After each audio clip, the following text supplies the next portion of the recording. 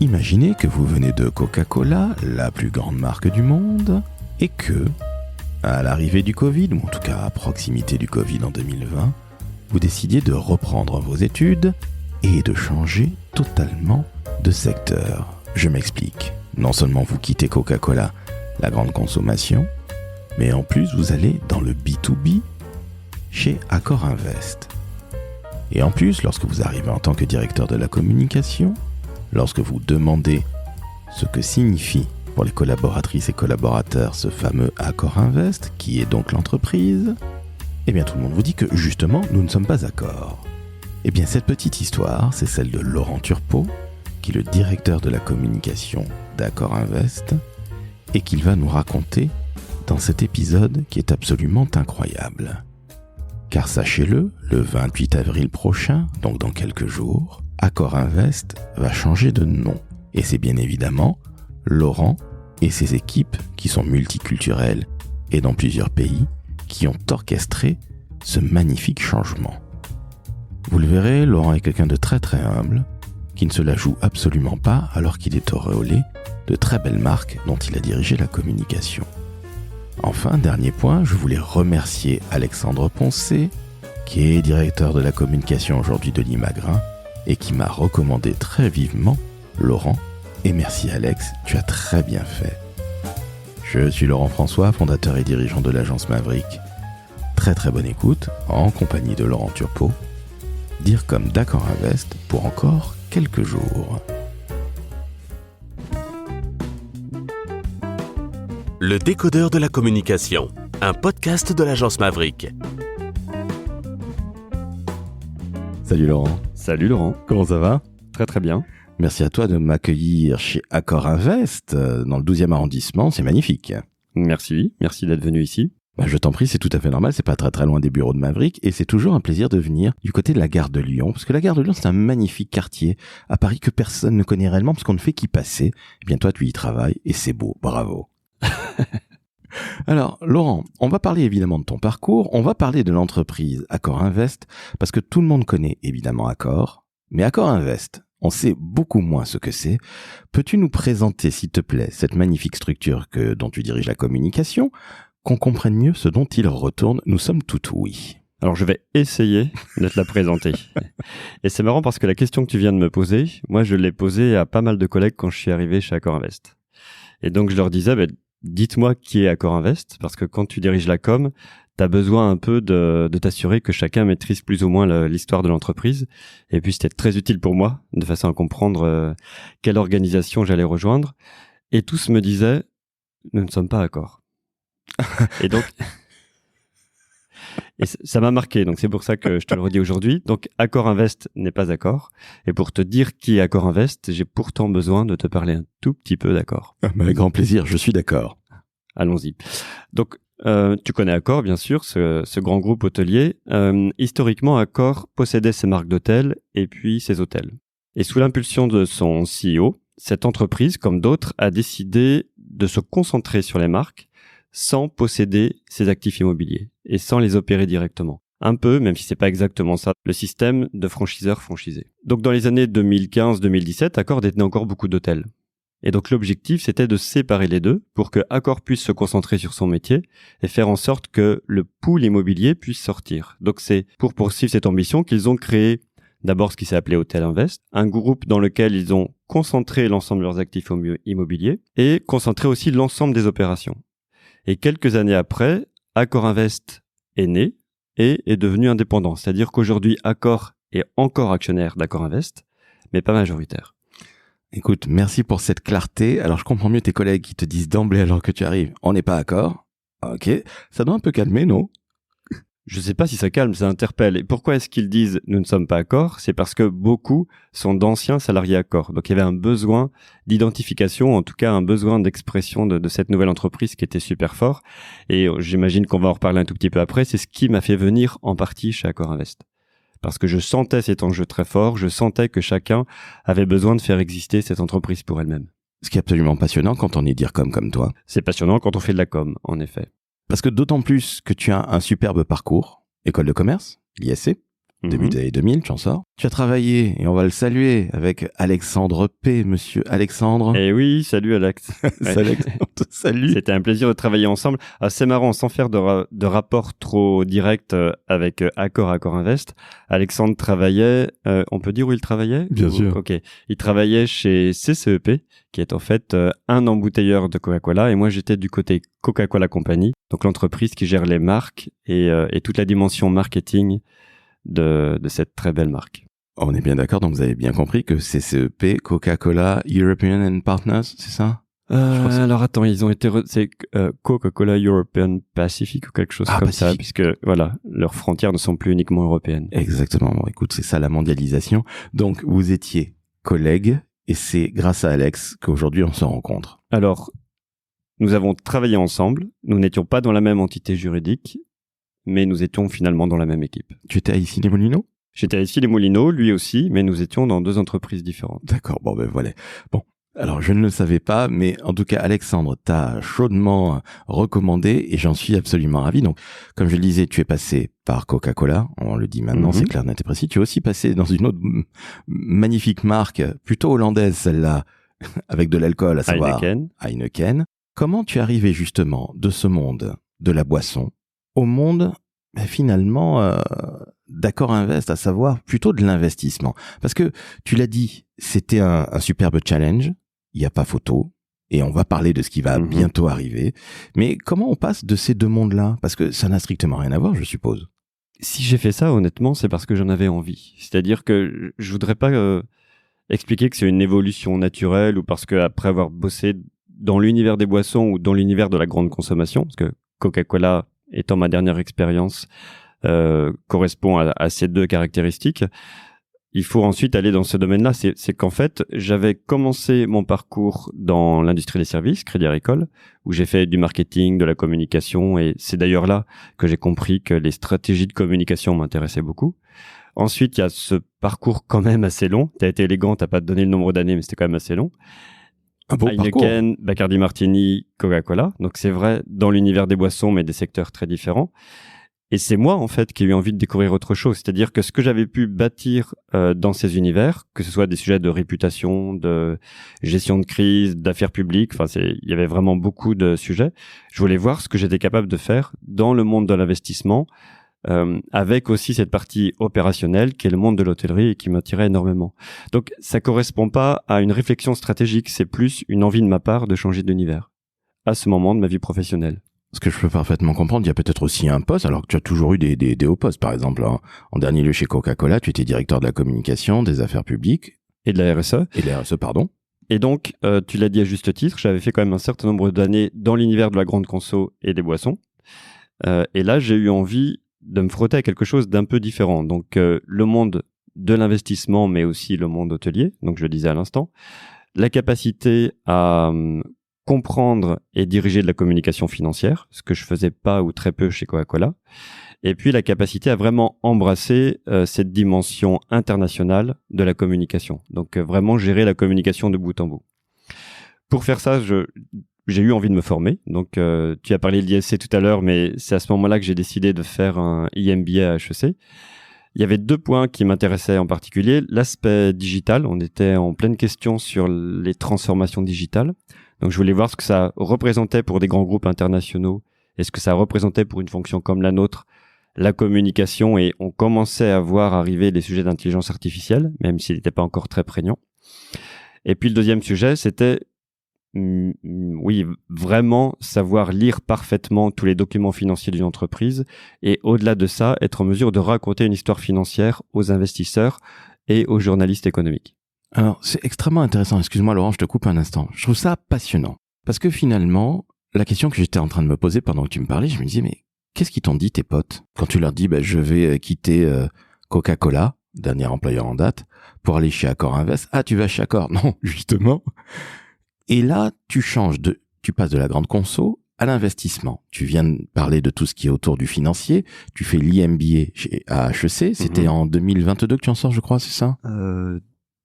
2000, ouais, tout à fait. Donc, Début 2022, en effet. Voilà. Donc, juste après, 20 ans après pile poil l'ISC. C'est ça exact, qui est super. Je suis toujours... Ça y est, t'as sorti le nombre d'années. Merci Laurent. Je t'en prie. On me dira pas quel âge tu as, je ne te le demanderai pas, rassure-toi. Mais je suis toujours très admiratif des gens qui reprennent les études de très nombreuses années après l'école de commerce. J'ai toujours voulu le faire, j'ai jamais osé le faire, donc je suis très admiratif qui puisse à HEC. C'est absolument magnifique. Mais je reviens à ce que je te disais. Tes potes, ils t'ont dit quoi, très sincèrement? Tu quittes Coca pour aller chez Accor Invest, et ça n'est pas Accor. Ils t'ont pris pour un fou, ou ils se sont dit, ouais, c'est extrêmement courageux. Et ça lui ressemble. Ni l'un ni l'autre. J'aimerais me faire passer pour cette personne très courageuse que tu présentes, mais mes potes, ils ont suivi le chemin avec moi. Il n'était pas tout tracé. J'aimerais te dire, un beau jour, j'ai décidé d'opérer ce changement dans mon parcours professionnel. J'ai donc fait cette formation et je suis allé chez Accor Invest. C'est vrai et pas vrai à la fois. J'étais chez Coca-Cola, j'avais de belles perspectives, je m'éclatais vraiment dans mon job, tout allait très bien. Je me disais juste que j'avais envie de préparer la suite et j'étais pas persuadé que la suite soit chez Coca-Cola. J'avais très envie d'avoir cette formation financière très poussée et comme je viens de te le dire, pour moi le digital était vraiment clé parce que je sentais qu'on était à un tournant numérique de la gestion des entreprises et de la communication en particulier. Donc je décide, en accord avec Coca-Cola, de commencer cet IMBA. Et après, je te dirai un peu pourquoi j'avais choisi HEC aussi. Il y avait des raisons spécifiques. Et quand tu commences cet IMBA, tu dois commencer pas mal de choses. Il y a notamment un projet qui s'appelle le Capstone, qui doit être la réflexion sur un grand projet stratégique. Et donc, j'aurais pu faire cela chez Coca-Cola, mais au même moment, j'ai échangé avec Jairo Gonzalez, le secrétaire général d'Accor Invest, et Gilles Clavier, notre CEO. Et ces deux personnes m'ont expliqué la situation dans laquelle se trouvait l'entreprise, leur cheminement, et le fait que Accor Invest était en train de gérer des enjeux très stratégiques, qui sont liés à sa transformation, le fait que c'était une entreprise avec un passé quand même extrêmement riche, venant d'Accor, mais aussi une histoire extrêmement récente, créée, on va dire, en 2018, et une situation extrêmement critique, puisque nous étions encore en train de vivre la pandémie et le Covid. Et donc, si t'es OK, on va en parler un tout petit peu après, mais c'était génial, parce qu'en fait, il m'apportait un sujet stratégique sur un plateau, à savoir comment aider à la poursuite de la transformation de cette entreprise, comment redonner de la fierté en interne et comment inscrire sa trajectoire pour que le monde externe la comprenne bien, avec d'autres enjeux stratégiques à côté. Donc j'ai commencé en fait à réfléchir à cette question et tout naturellement, en rencontrant des personnes et en leur posant la question que tu abordais tout à l'heure, leur disant mais dites-moi qui est Accor Invest, et en entendant cette réponse 9 cas sur 10 qui était nous ne sommes pas Accor. Eh ben, ça y est, l'histoire d'amour était née et j'ai eu envie de rejoindre Accor Invest.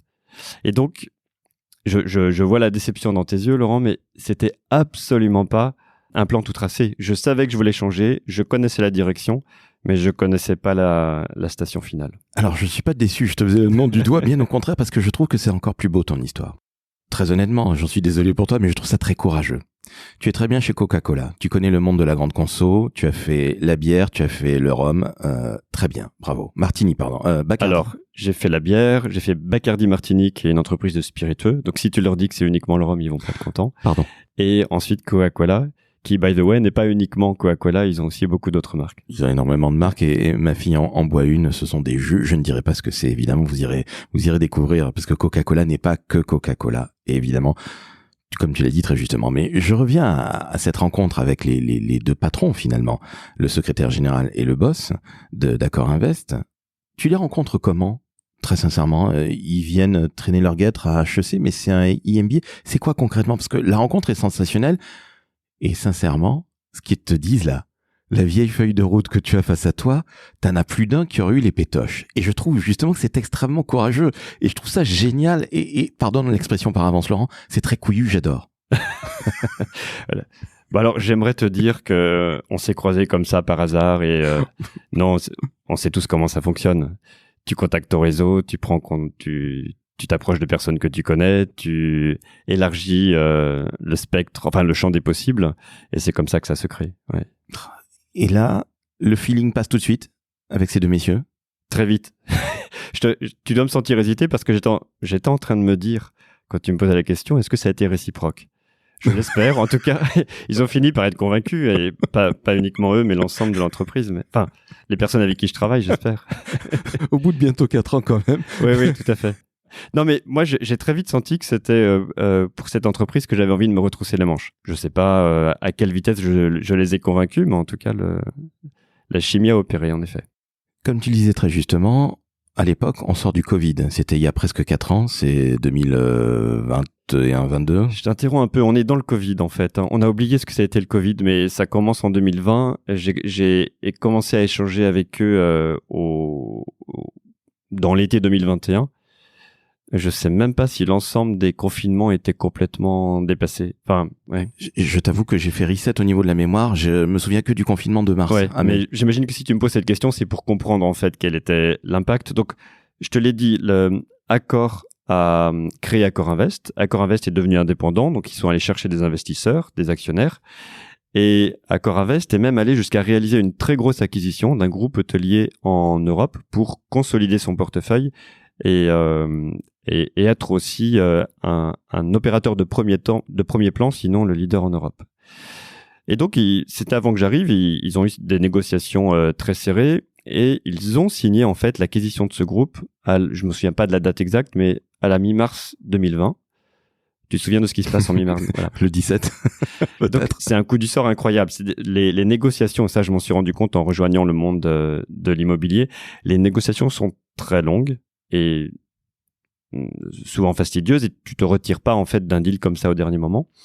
Donc le groupe a vu finalement son niveau d'endettement augmenter de manière significative au moment de la signature du deal, alors que le lendemain, plus aucun euro de chiffre d'affaires n'était généré quasiment. Je caricature, mais pas beaucoup. Mais c'est la stricte vérité, au final, ils ont dû très mal dormir. J'imagine. Ils avaient les traits un peu tirés, tu sais, quand on s'est rencontrés pour la première fois. Non, blague à part, je suis content que tu me poses cette question parce qu'en fait, ce qui m'a fait venir, c'est l'histoire d'Accor Invest, mais c'est aussi et certainement avant tout une histoire humaine. Et quand j'ai découvert en fait le combat qu'ils avaient mené et la façon dont ils avaient réussi finalement à préserver et à sauver cette entreprise, ça m'a donné confiance déjà, même si je savais que les enjeux étaient extrêmement forts, et ça m'a donné envie en fait de rejoindre la bataille. J'allais te poser une question qui peut paraître toute bête. Moi, ça fait 15 ans que j'ai monté Maverick cette année. Je suis très heureux d'avoir monté ma boîte, mon agence. Joyeux anniversaire. En te remerciant. Surtout que je crois que ça tombe officiellement le 6 mars, qui est une date dont je me souviens pas nécessairement, mais on me dit toujours c'est le 6 mars. Je crois que c'est février sur la naissance, la fiche de naissance des impôts. Mais trêve de plaisanterie, les DIRCOM aujourd'hui, qui soient dans une structure internationale comme la tienne, parce qu'on va aussi en parler de ton équipe. Mais les DIRCOM aujourd'hui, selon toi, est-ce qu'ils doivent avoir cet état d'esprit d'entrepreneur? Parce que tu as rencontré des entrepreneurs. Là, je vais revenir à Accor, même si vous n'êtes pas Accor, mais Accor, ce sont deux magnifiques entrepreneurs qui montent cet empire. Et quelque part, il doit y avoir cette culture autour de l'entrepreneuriat. En tout cas, du côté, on se retrousse les manches et on bouge. Et d'ailleurs, tu étais très bien chez Coca-Cola, comme tu l'as dit précédemment, et tu as eu l'envie, la rencontre humaine, la période aussi difficile, puis peut-être l'envie de challenge, mais toi, tu as cet état d'esprit d'entrepreneur. Est-ce que tu penses qu'un bon DIRCOM doit être quelque part entrepreneur dans l'âme ou intrapreneur, appelle ça comme tu veux. Bref, quelqu'un qui se bouge. Je vois pas comment je pourrais répondre non à ta question. Deux choses. D'abord, je pense qu'il faut être, je sais pas s'il faut être un entrepreneur ou un intrapreneur. Une chose est sûre, c'est qu'il faut aimer le business. Et j'ai toujours dit que la communication pour la communication n'avait pas d'intérêt, en particulier quand tu es dans une boîte comme Accor Invest, où il faut être pragmatique et il faut participer à des sujets vraiment stratégiques. Donc, le rôle de la communication chez nous, c'est de faire comprendre notre trajectoire aux investisseurs, la faire comprendre à tous nos partenaires économiques, la faire comprendre aussi aux collectivités, et puis la faire comprendre aussi à nos financeurs, donc les banques en premier lieu. Et donc, tout ça, c'est du business. Et donc, ensuite, bien sûr, on va le transformer en histoire, on va s'assurer qu'on est en mesure de véhiculer les bons messages en touchant les bonnes cibles, mais la genèse, sinon la motivation première, c'est vraiment l'entreprise et donc, d'une certaine façon, l'état d'esprit entrepreneurial. Ensuite, en interne, il faut créer cette impulsion il faut beaucoup aussi créer et produire. Je suis arrivé chez Accor Invest. Donc, à l'époque, c'était une entreprise qui employait à peu près 28 000 collaborateurs, présente en Amérique latine, en Europe et aussi un petit peu en Asie. Je te dirai ensuite quelle est la stratégie, mais c'est vraiment un recentrage européen.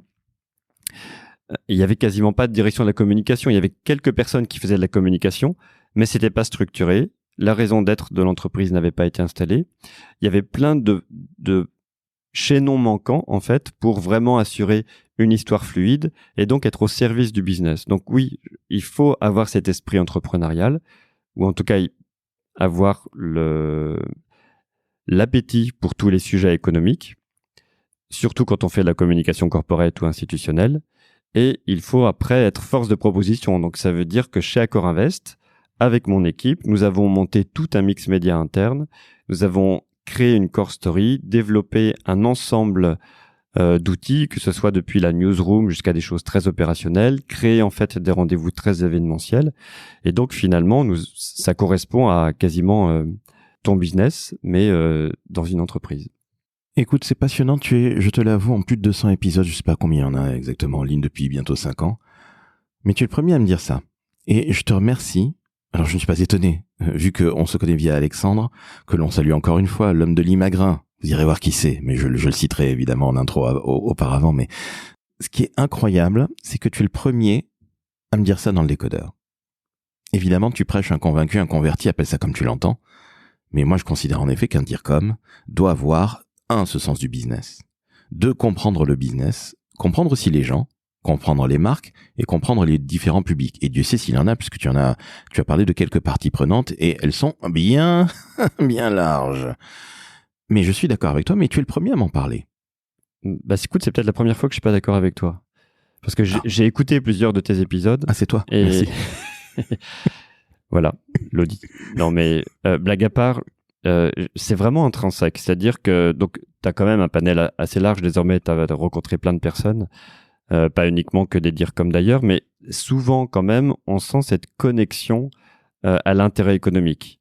Donc là, je t'ai parlé d'investisseurs, j'aurais pu te citer aussi les brokers, tu vois, toutes ces personnes avec qui les deals immobiliers sont négociés. Mais avant, j'ai fait de la grande conso. Donc, j'ai géré aussi des plans d'influence auprès de journalistes grand public. J'ai géré l'influence numérique des marques. Donc, des choses très connectées au marketing. Et pour autant, je pense que c'était très connecté au business. Donc, même si c'est pas formulé tel quel, je crois que tu as interrogé beaucoup de personnes qui ont cette motivation de la performance de l'entreprise et qui comprennent en fait leur direction parce qu'ils savent pourquoi est-ce qu'ils le font. Je sais pas si je suis clair dans ce que je te dis là. Tu as été très clair et tu sais, en disant ça, je pensais à Constance Viblet, qui est la directrice de la communication d'Alliance, l'assureur, qui est une très très très belle marque aussi. Et c'est vrai que j'ai pensé à Constance immédiatement, que je trouve entre guillemets très business au meilleur sens du terme. Et c'est en plus quelqu'un d'absolument charmant. Donc on va saluer évidemment Constance. Peut-être la connaîtras-tu un jour, peut-être la connais-tu, Constance Viblet, une femme formidable. Nana géniale. Bonjour Constance. Bonjour Constance. Mais tu as raison. Le DIRCOM doit de toute façon, quand il travaille, en tout cas dans le privé, tout simplement, il doit avoir en tout cas cette connexion avec le business. Tu as parlé un petit peu de tes équipes très très très brièvement. Est-ce que tu peux nous en parler un petit peu plus en détail, s'il te plaît? Parce que tu as du monde en France, mais il y en a aussi dans d'autres régions, si je puis dire. Bah, j'ai une chance formidable parce que j'ai une équipe formidable. T'as beaucoup de tes invités qui l'ont dit, mais je le pense vraiment. D'abord parce que je sais que ce que je leur demande n'est pas facile. Je sais que le contexte d'Accor Invest, même s'il est très motivant, n'est pas facile parce qu'on parle d'une entreprise en transformation, vraiment au sens propre. Et parce que nous avons décidé conjointement de le faire avec une petite équipe.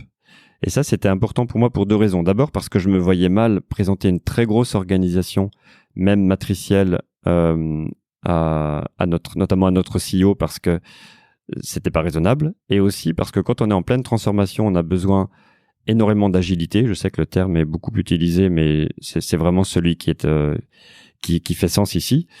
Et donc, c'était plus simple pour moi d'avoir des experts s'entourer des meilleurs experts que l'on puisse trouver sur le marché, que ce soit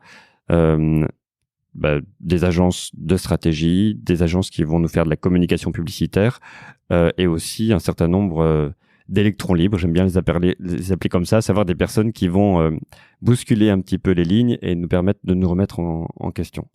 Donc, je vois que tu commences à froncer les sourcils parce que j'ai pas répondu à ta question. Donc, voici ma réponse. J'ai en fait une personne qui dirige la communication externe, une personne qui dirige la communication interne. Je préfère parler en fait d'influence externe et influence interne. Nous avons une personne qui va être dans la conception éditoriale et surtout sur tous les outils numériques, qui est basée à Londres. Les 2 personnes dont je te parlais à l'instant sont à Paris. Une assistante qui est au Luxembourg et ensuite des personnes qui vont gérer la communication dans les hubs. Et nous avons 4 hubs de l'Europe de l'Ouest à l'Europe de l'Est. Avant, il y avait aussi une équipe pour l'Amérique latine, mais en fait, je te l'ai dit, nous nous recentrons sur l'Europe. Donc l'équipe, de facto, s'est recentrée sur l'Europe aussi. Donc je comprends mieux Dorothée qui avait un numéro émanant du Luxembourg, je comprends mieux. Oui, oui. D'accord. Bon, comme dans beaucoup d'entreprises de ce type-là, c'est une équipe très diverse. Donc ça, c'est quelque chose dont je suis fier parce qu'en fait, je n'y ai pas contribué du tout. Ce que je veux dire par là, c'est que naturellement, en constituant l'équipe, je me suis rendu compte que nous avions des personnes de différentes origines ethniques, différentes tranches d'âge. Enfin, c'est vraiment une équipe très très diverse et qui va effectivement être basée dans plusieurs pays en Europe. Mais on salue Dorothée. C'est bien Dorothée son prénom. C'est Dorothée, oui. Ben, on la salue. On pourrait saluer d'autres personnes, Céline, Adélaïde, Emilia, Tamba, Constance, Lucas, mais ça m'embête un peu de les saluer tous en français parce qu'ils ne parlent pas tous français. Mais écoute, je me chargerai de... Bon, tu sais qu'on aime beaucoup l'intelligence artificielle chez Accor Invest, donc je sais qu'ils sauront trouver le bon traducteur en audio, ce qui n'est pas encore très court. Je voulais revenir à quelque chose qui moi, m'a paru très important. Tu avais dans ta feuille de route, lorsque tu es arrivé, il y a bientôt 4 ans, je le rappelle, ce côté redynamiser un petit peu la fierté ou la culture interne, c'est ça?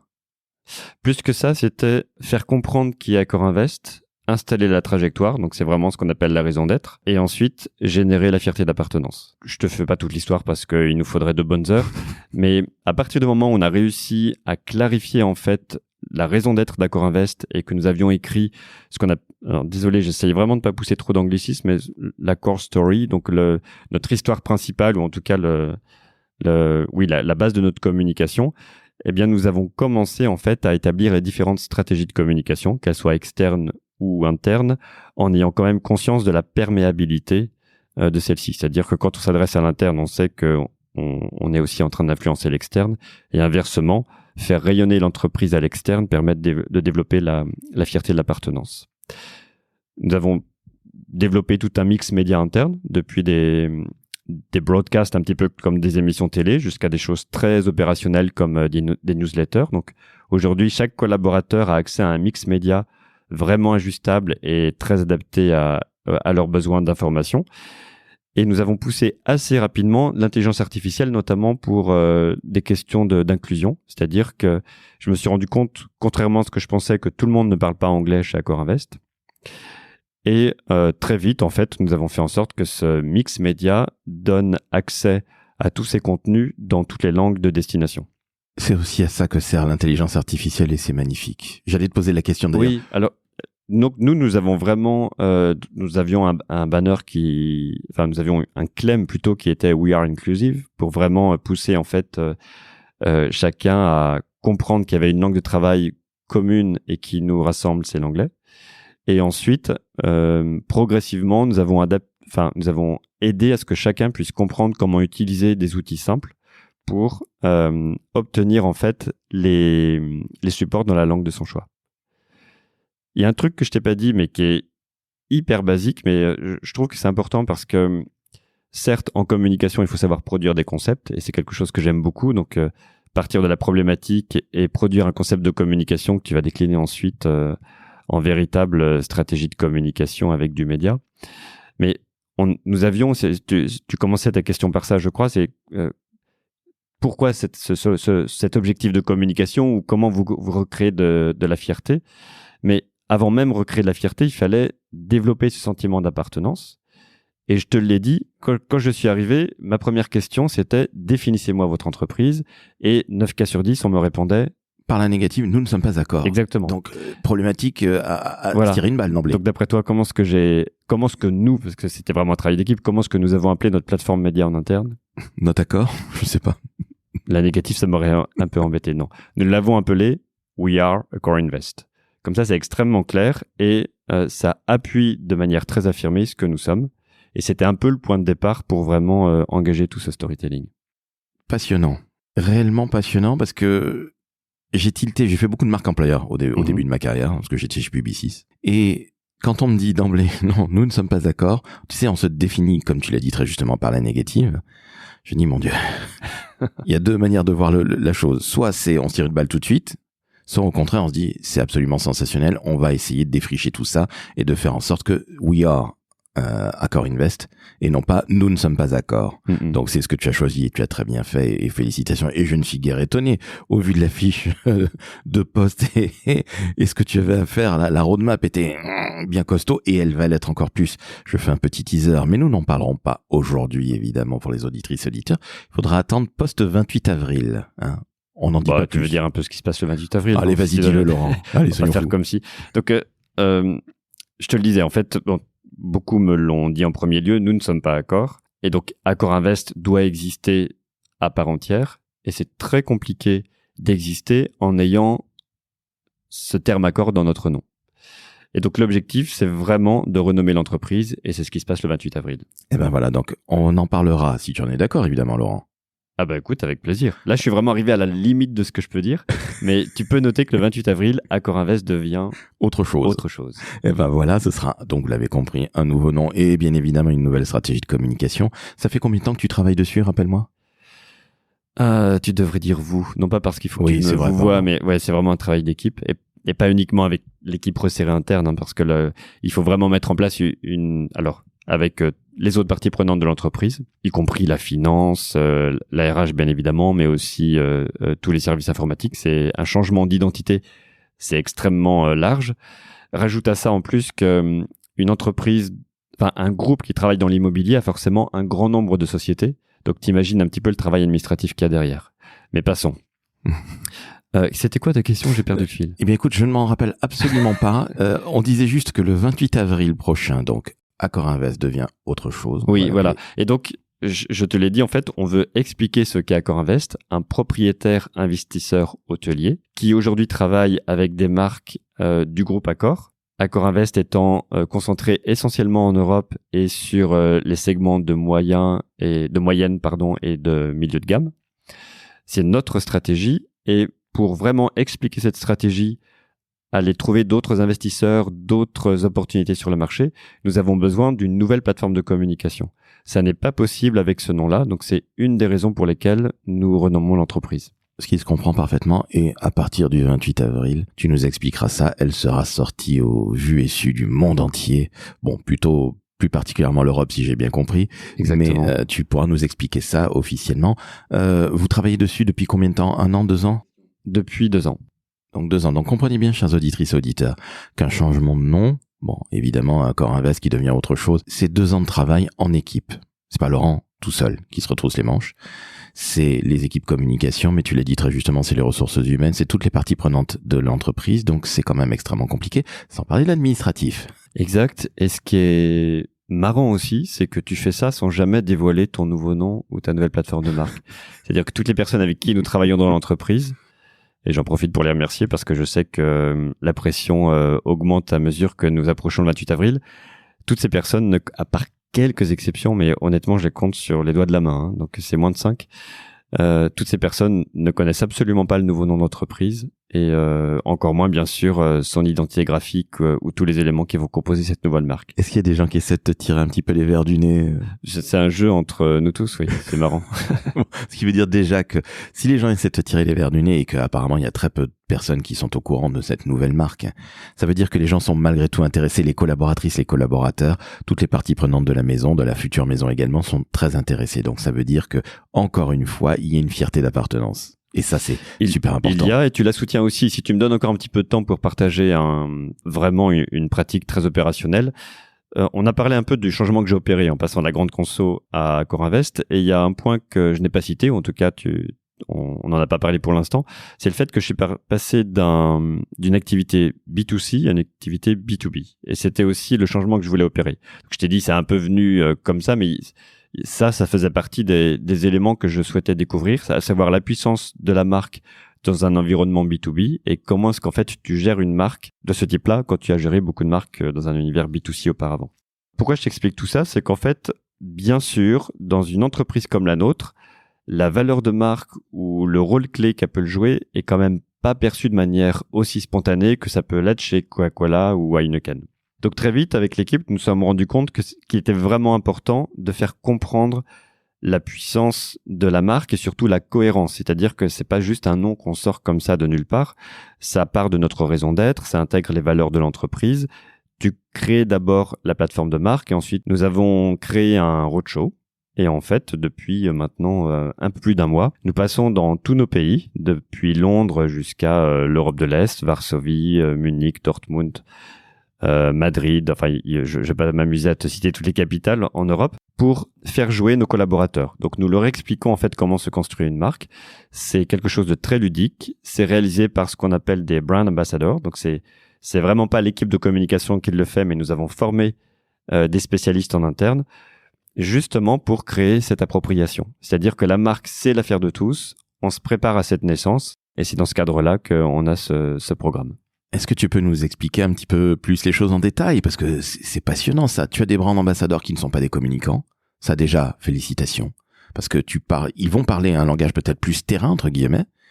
Comment ça se passe très concrètement? C'est passionnant ça. Bah écoute, je suis à Paris demain. La semaine dernière, c'était Rotterdam et la semaine d'avant, Londres. Et aucune de ces sessions ne se ressemblait. Mais globalement, le squelette est le même, je te rassure. Donc, nous invitons dans la salle les personnes qui travaillent dans le marché concerné ou dans le hub. Donc, on va avoir des asset managers, des responsables de la finance, des personnes qui travaillent au RH, des directeurs d'hôtel. On s'arrête aux directeurs d'hôtel, on va pas inviter le staff des hôtels. Ça commence par quelques questions amusantes autour de leur marque fétiche ou une marque qui a marqué justement leur enfance. Et ensuite, ils vont rentrer dans un jeu avec une présentation qui a été très bien faite pour comprendre en fait tous les éléments qui constituent une marque. Donc, on leur présente la signature d'une marque iconique, la signature sonore d'une autre, les codes couleurs d'une autre marque encore. Et rentrant dans ces jeux progressifs, ils vont comprendre comment c'est construit. Ils vont comprendre que c'est tout sauf quelque chose de futile, mais que c'est très construit justement. Ça porte une raison d'être et ça délivre des messages. Et ça se termine par la présentation du manifeste de marque d'Accor Invest, c'est-à-dire le manifeste de la marque que nous allons produire d'ici quelques semaines. Les opérationnels comprennent que la communication est un vrai métier, comme le dit si souvent Fred Fougera et que l'on salue encore une fois. On salue beaucoup de gens aujourd'hui, hein, c'est incroyable. Mais justement, ils comprennent que c'est pas que des histoires de couleurs ou des histoires de sons, c'est que c'est un vrai job.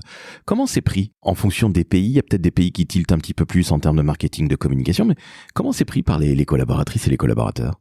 Au début, je sens parfois un petit peu de réserve, c'est normal. Très vite, des personnes intéressées, parce que c'est très ludique, comme je te le disais. Et ensuite, une phase d'interrogation quand nous présentons le manifeste de marque, parce que ça commence à projeter dans cette identité que va adopter Accor Invest. Et au final, ça se termine en plus par une note très conviviale, comme tu peux l'imaginer, parce qu'on est quand même dans le monde de l'hospitalité, donc on fait très bien les choses. Et j'ai l'impression que ça embarque vraiment. Ensuite, je pense que t'interroges pas la bonne personne. Il faut leur demander à eux. C'est pour ça que nous avons après des sessions de questions-réponses pour vérifier en fait que les principaux messages ont bien été compris. On va aussi sur le terrain pour voir comment est-ce que c'est perçu. Et puis, nous sommes en train de réaliser un petit film pour voir, pour que des personnes qui d'habitude n'ont pas un micro en face d'elles aient l'opportunité de s'exprimer sur ce qui est en train de se passer chez nous. C'est passionnant. Sincèrement, tu passes du B2C au B2B, tu l'as dit. Mm-hmm. Tu es en train de finalement faire comprendre ce que c'est qu'une marque à des gens qui sont sur le terrain, même si c'est plutôt de la direction, comme tu le dis très justement. Mais tu t'attendais à ça, très sincèrement, Laurent? J'avais envie de réaliser ça. C'est pas encore fait, donc tu m'autoriseras à être un petit peu superstitieux quand même. Un petit peu. Allez, juste un poil. Mais en allant à la rencontre des différentes équipes, je me suis rendu compte que tout était attaché à cette entreprise.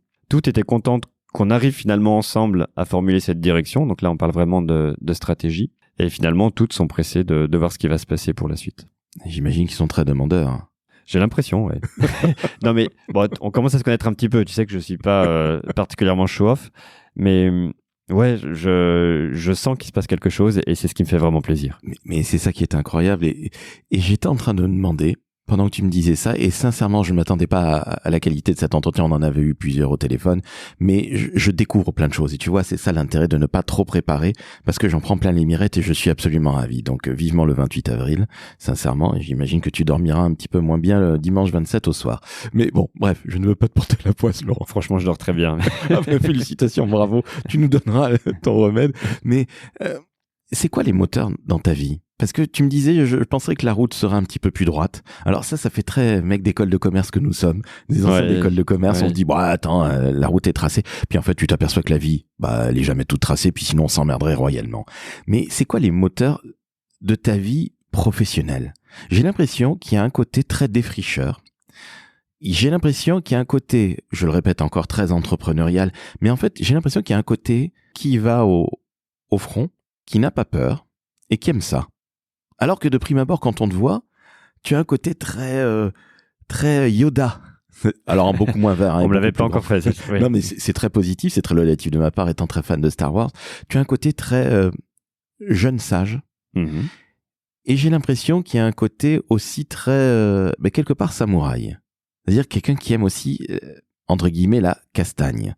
C'est très étonnant, parce que je ne l'avais pas vu jusqu'à ce qu'on se voit de visu, pardon, tu vois, j'en bafouille, l'émotion. Mais c'est quoi tes moteurs, justement, Laurent? Tu vois, ce type de question, si je pouvais l'avoir à l'avance, ça me rendrait drôlement service. J'y aurais jamais pensé avant. Ouais, tu m'étonnes. Bon, je vais te dire, je vais t'en citer deux. Le premier, c'est le sens, et le deuxième, l'aventure humaine. Donc le sens, attention, parce que c'est pas le sens où on peut l'entendre d'habitude. C'est vrai que on sait que beaucoup, on parle notamment des nouvelles générations qui ont besoin d'amener du sens dans leur métier, avec notamment les dimensions développement durable qu'on va trouver derrière ou ce genre de choses, ce que je trouve tout à fait honorable. Non, le sens pour moi, c'est vraiment que j'ai besoin effectivement d'apporter une valeur ajoutée, de résoudre quelque chose. Je suis arrivé chez Coca-Cola, il y avait un enjeu de réputation colossal, parce qu'en fait c'était une marque qui commençait juste à être confrontée à des problèmes environnementaux ou nutritionnels. Je vais pas en parler trop dans le détail parce que je suis plus le porte-parole de cette marque, mais que j'adore au demeurant. Mais en fait, c'est pour ça qu'on m'avait fait venir, et ma satisfaction, ça a été justement de faire grandir la réputation de la marque, toujours en connexion avec le business, donc ce dont on parlait tout à l'heure. Donc c'est plus ça, c'est être sûr que je suis là pour quelque chose, et c'est le sens. Donc ça peut être un sens sociétal ou environnemental, mais il faut que j'ai ce sens-là. Donc c'est quand même assez terrien, tu vois, comme approche. Et le deuxième, je t'ai dit aventure humaine, moi c'est ce qui me fait vibrer, c'est-à-dire que le fait d'avoir le sentiment de réaliser quelque chose avec cette équipe ça fait que cette équipe on a traversé quand même des éléments assez agités chez Accor Invest, et le fait aussi justement d'aller sur le terrain et de rencontrer ces personnes qui s'attendent à ce que l'entreprise change, qui te partagent leurs appréhensions mais aussi leurs espoirs, ça me fait vibrer. Je sais pas si ça répond à ta question, mais c'est... Très honnêtement, je m'attendais à ta réponse. D'accord. Et je suis ravi que tu aies dit en second plan l'humain. Enfin, que tu aies parlé de l'humain, tout simplement, pardon. Le sens, ça ne m'étonne absolument pas. Et l'humain, ça ne m'étonne plus du tout. Donc, je suis absolument ravi. Et justement, j'ai des dernières questions pour toi. On arrive à la fin de notre premier entretien, parce que si tu en es encore une fois d'accord, Laurent, une fois qu'on a passé le 28 avril, tu viens nous parler de ce lancement. Écoute, tu diffuses notre entretien, tu vois comment ça se passe, et c'est toi qui me dis si tu veux qu'on reparle de ce lancement. Bon, la question est vite répondue, mais je suivrai la marche. Ça marche. Quel conseil tu donnes, Laurent, avec tes 20 années d'expérience de communication, de marketing, de réputation, dans le B2B, aujourd'hui, et dans le B2C, de par le passé, jusqu'à il y a à peu près 4 ans, quel conseil tu donnes à un jeune ou à un moins jeune qui veut travailler dans les métiers de la communication ? N'ayez pas peur. Donc en fait, alors c'est pas du tout dans le sens religieux du terme, mais donc lancez-vous, et surtout n'ayez pas peur des nouvelles technologies. Et ça, je me permets de le dire parce qu'en fait, j'ai vu des personnes dans des équipes de communication, pas uniquement les miennes, parfois dire à demi-mot qu'elles avaient utilisé l'intelligence artificielle. Et moi, je m'y suis intéressé vraiment très tôt.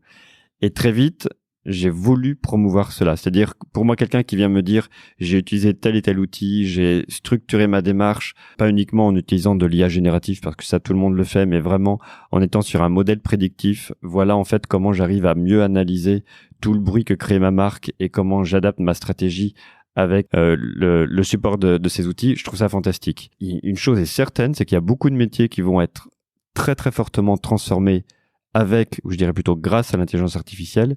Et c'est vraiment, vraiment ce qui va se produire en communication. Et je dirais que nous faisons partie des premières fonctions qui sont pas impactées, arrêtons de dire impactées, mais développées par l'intelligence artificielle. Et quand je dis n'ayez pas peur, c'est embrasser ces nouvelles technologies, parce que si vous ne le faites pas bien ou si vous passez à côté, vous mettez à risque de ne pas être super performant en communication. Mais c'est surtout que vous n'allez pas donner la bonne impulsion. C'est-à-dire que je pense que c'est une responsabilité collective que de s'assurer que l'intelligence artificielle va être utilisée à bon escient dans nos métiers pour que ça puisse vraiment porter ses fruits dans l'avenir. Donc c'est sur la vérification des informations, sur notre capacité à influencer. Quand on est une marque B2B ou B2C, eh bien, en fait, va falloir savoir contrer les détracteurs, savoir contrer tous ceux qui vont produire des fake news, des deepfakes sur nos identités. Donc, c'est vraiment, en fait, être extrêmement connecté à tout ça. C'est le conseil que je me permettrai de partager aujourd'hui. Eh bien, écoute, je te remercie pour cet excellent conseil. On ne peut pas aller contre la modernité. Donc, c'est pas la peine de dire que l'intelligence artificielle va tuer des emplois. Depuis toujours, regarde, depuis la révolution industrielle, on va remonter juste à ça, il y a toujours eu des gens qui faisaient avancer le schmilblick, si je puis dire. Donc, l'IA, je trouve ça absolument sensationnel, moi aussi. Je l'utilise au quotidien, et ce n'est pas pour autant qu'on va impacter les métiers créatifs. Voilà, disons les choses très clairement. On va s'en servir. Je rappelle qu'il y a une 30aine d'années, Internet est arrivé aussi. La PAO était arrivée dans les années 80. Oui, aujourd'hui, plus personne ne dit que la PAO a tué les photocompositeurs. Bon, c'est exactement la même chose pour l'IA, mais nous ne sommes qu'au début, et je trouve ça absolument passionnant. J'ai une dernière question pour toi, Laurent. Qu'est-ce que tu kiffes le plus dans ton métier ? Ce qui me plaît beaucoup, c'est la dimension stratégique. On a parlé de quelques épisodes dans mon parcours, mais tu as dû voir à chaque fois je suis venu pour un enjeu stratégique, et ce qui me plaît beaucoup, c'est aussi d'inscrire la communication dans cette dimension stratégique. Elle ne l'avait pas chez Accor Invest, et je pense qu'elle est sur le point de l'avoir. Eh bien, écoute, on va se quitter là-dessus parce que je ne te pose pas trop de questions, parce que à partir du 28 avril... On se revoit, je crois. Hein. On se revoit, j'en ai bien l'impression, j'en ai bien peur. Il me semble, oui. Mais justement, je te poserai toutes ces questions vis-à-vis de la stratégie, parce que ça ne servirait strictement à rien de faire du teasing qui serait totalement inutile. Là, tu pourras parler, tu seras beaucoup plus tranquille. Tu dors bien, donc félicitations. J'en suis absolument ravi. Mais on en parlera beaucoup plus amplement, parce que je pense que tu vis un moment dans ta vie professionnelle de très très très très fort. Je trouve que c'est encore une fois très courageux de passer du B2C Coca-Cola, entre autres, on va citer que la dernière entreprise, à du B2B Accor Invest, où en plus les 5 premières lettres A de COR ne sont pas ce qui définissait le mieux cette entreprise, qui évidemment change de nom, vous l'avez bien compris, chers auditrices et auditeurs. Sincèrement, c'est très courageux, je te félicite et je suis ravi qu'on se soit enfin rencontrés. On se voit au printemps. Ouais, on se voit le 28 avril. Voilà, le printemps sera bien là depuis un certain temps, mais on se voit post 28 avril. Je te remercie, Laurent. Non, c'était c'est moi qui te remercie, Laurent. Merci beaucoup. Bon, merci d'être venu jusqu'à Gare de Lyon. Oui. Et puis merci d'avoir posé toutes ces questions. Je t'en prie, alors j'ai pas pris de risque de ma vie en venant à Gare de Lyon. Hier, j'étais à Arras et je suis arrivé. Il y avait le fog londonien à Arras. J'ai cru que j'allais mourir. Il était 8h30, Laurent. Tu te rends compte? Il faisait jour, c'est déjà ça de prix. Mais Arras est une très belle ville et je vais saluer tous les Arageois, parce qu'on les appelle comme ça, et Delphine Brard en particulier, que j'embrasse évidemment, la directrice de la com de l'association La Vie Active. Bref, Laurent, c'était passionnant. Chers auditrices, chers auditeurs, Laurent revient bientôt au printemps, qui sera déjà bien avancé, puis il nous racontera ce qui va se passer, comment s'appelle le nouvel Accor Invest, et d'ici là, vous mettez 5 étoiles sur Apple, 5 étoiles sur Spotify, et vous vous abonnez au décodeur de la communication. Ciao, ciao.